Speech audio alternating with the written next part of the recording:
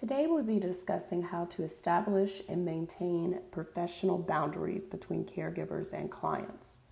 Boundaries are the guidelines that help us maintain positive and helpful relationships with your clients and residents within skilled nursing facilities. Understanding these boundaries can help caregivers avoid stress, misconduct, recognize boundary crossing, and provide the best possible care. The caregiver has a powerful role in the relationship between the caregiver and client. This comes from the control over the services being provided to the client, as well as access to the knowledge about the client. It's important not to let the balance of power slide heavily on the caregiver's side.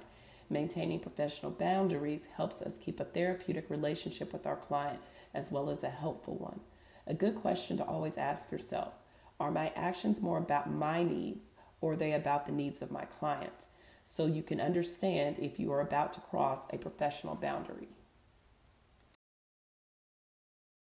So why do we need boundaries? Boundaries provide limits so that we have a safe connection between ourselves and our clients. We always want to be with the client, but not become the client, meaning that we don't want to take on our client's emotions or problems onto ourselves. This will often cause burnout and stress with caregivers. We always want our clients to respect our time, so keeping professional boundaries and communicating with them honestly will keep that established in that relationship between us. We always want to make sure that our relationship with our client is helpful and not overwhelming. If you look at the diagram below, you will see that there is one side that has an overwhelmed, over-involved caregiver and another side that has an under-involved caregiver. Good caregivers and helpful caregivers are somewhere in the middle, where they're not overly involved in their clients' lives and they're not underly involved where they're neglecting and not doing their duties. There's several different ways in which we might cross boundaries. The first type is sharing personal information. It may be tempting to talk to your client about your personal life or your problems, but doing so can cause the client to see you more as a friend instead of a healthcare provider.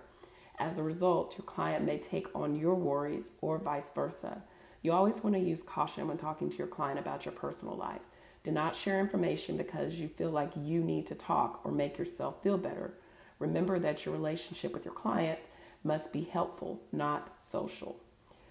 The next type is reacting to emotional behaviors. Sometimes caregivers react emotionally to the actions of the client and forget that those actions are caused by a disorder or a disease that the client might have.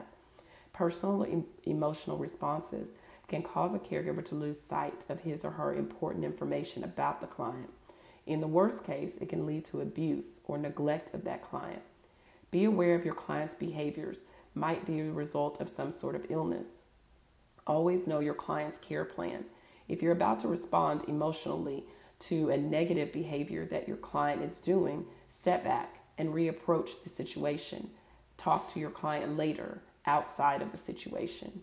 Note that the client may think that their action is the best way to solve a problem or fill a need that they're having, but you need to ask yourself, is there a way to solve this problem or help my client get to a better way of communicating with me so that I can react differently? Another way to cross a boundary is to have nicknames or endearments with your client. Using names like sweetie or honey may be comforting to you in normal life, but this is not the way you should be addressing your client. It may suggest that you have a personal interest in your client. It also may suggest that y'all are more friends than professionals working together. It may point out that you are more in a social relationship with this client and confuse them in the way that y'all are in this relationship. You want to avoid using these terms. Always ask your client when first meeting them how they would like to be addressed. Some clients may be more formal and others may be more casual and may ask you to call them by their first name.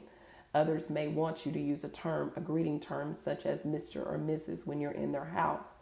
Remember that you always want to address your clients with the way that they have asked to be addressed. And note that this also dictates how professional that they will view you as in the future. Another type of boundary crossing is through the use of touch. Touch is a powerful tool that can be used for healing and comforting, but it can also be confusing or hurtful or simply unwelcome. Must be used sparingly and thoughtfully. Use touch only when it will serve a good purpose for your client. Ask your client if he or she is comfortable with your touch, and be aware that each client reacts differently to touch and may think differently about a touch than you intend. When using touch, be sure that it always serves your client's needs and never your own. Another type of boundary crossing can be making sure that you are using professional demeanor. Demeanor includes anything from your appearance to your tone of voice, your speech patterns, your body language. Your professional demeanor allows others to know how to perceive you when they're working with you.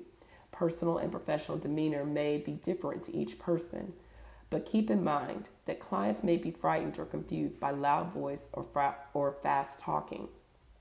Good personal hygiene is always top priority when you're a caregiver because you're usually going to be in close proximity to your clients. Professional attire sends the message that you're serious about your job. You never want to crack jokes with your client that may be taken as you do not intend. Stay away from racial slurs, stay away from profanity, and always make sure that you're watching your body language and your facial expressions. All of these things will speak volumes to your client when you're working with them.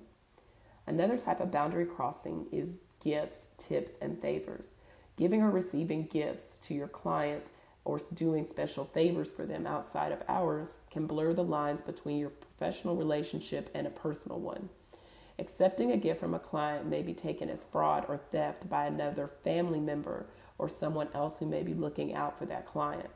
Our agency's policy is to never accept gifts from your clients so that there's never any confusion or hurt feelings later when you're working with your client.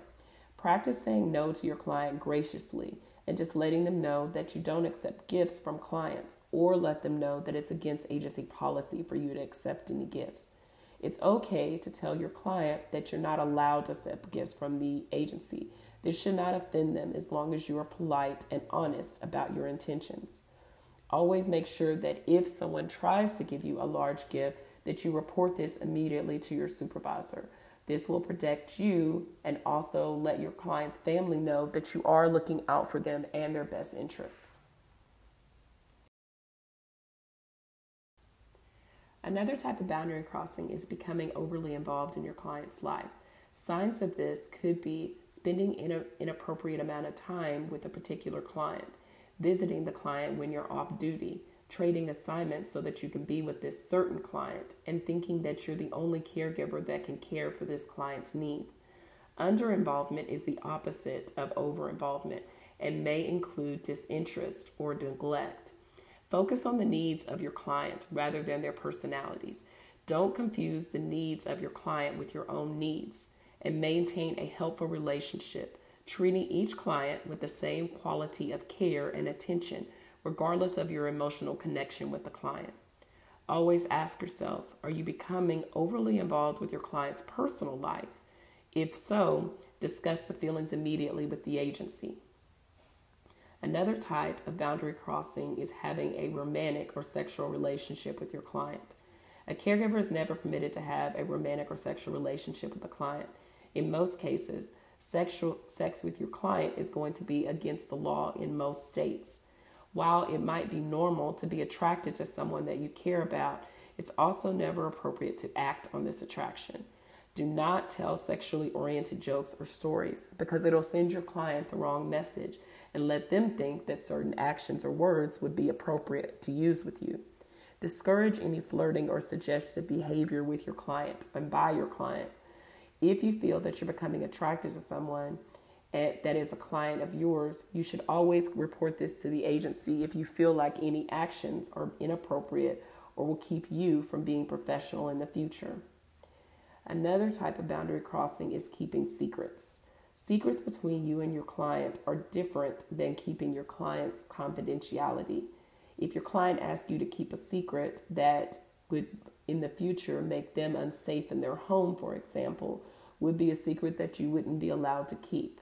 Going into your client's home and your client confides in you that they have fallen recently due to being dizzy is something that you should probably report to the agency and let them know that your client could be at risk in their home. Don't keep personal or health-related information a secret with your client. Remember that your role is to accurately report any changes in your client's condition. to their healthcare professional or to the agency so that we can make those reports. If you have any questions about this or if you're uncertain, then make sure you call the agency and inform them. You always want to continue to ask yourself about boundaries. Have you crossed a boundary or thought about crossing professional boundaries? Have you observed others stepping over lines that you believe crosses a professional boundary? What should a caregiver do if he or she believes that they've crossed a boundary? You always want to know that you can talk to your supervisor or your manager or the agency if you believe that you have crossed a boundary or have a question about boundaries. Always make sure that you consider a reassignment if you believe that the boundary has been crossed and cannot be repaired. Explain to your clients that you're unable to behave in certain ways due to your professional guidelines, such as keeping secrets, accepting gifts, etc. To protect yourself, always draw a line between your personal life and your professional life. We're always here to help you at the agency if you feel like you need advice or need assistance in making sure that your professional boundaries are in place so that you can protect yourself and your client as well. If you have any questions about this training, make sure that you reach out to us by phone or email and that you complete your quiz so that you can get credit for completing your training for this month. Thank you.